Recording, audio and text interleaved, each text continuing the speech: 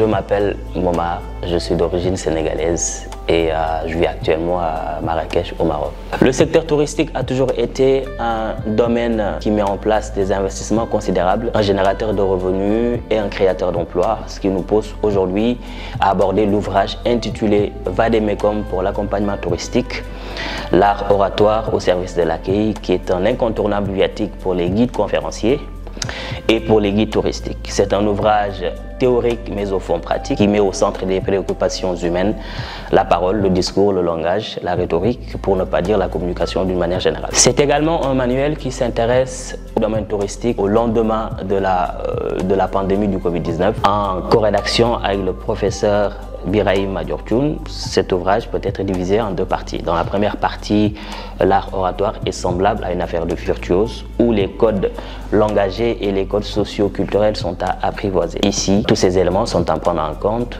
afin de mieux comprendre la variable discours. Parler devient difficile au XXIe siècle. C'est la raison pour laquelle il faut réunir toutes les connaissances en matière de langage non verbal, verbal, bannir les tics langagers qui ne sont que des marques d'hésitation et d'improvisation. Dans cette partie, l'accent est mis sur les règles régissant une bonne communication, en l'occurrence une bonne préparation, un habillement adapté, une éloquence pointue, des expressions variées, ensuite d'abord, puis enfin des figures de style, la métaphore, l'hyperbole, bref, toutes les techniques qui vous permettent de mettre en pratique, en relief, votre discours. La deuxième partie est consacrée au domaine touristique sénégalo-marocain, une manière de faire l'éloge de ces deux pays, mais aussi parler de leurs relations en termes de tourisme, de leur rapport touristique, culturel, voire religieux. Aux yeux du lecteur sénégalais, c'est une immersion dans le domaine touristique marocain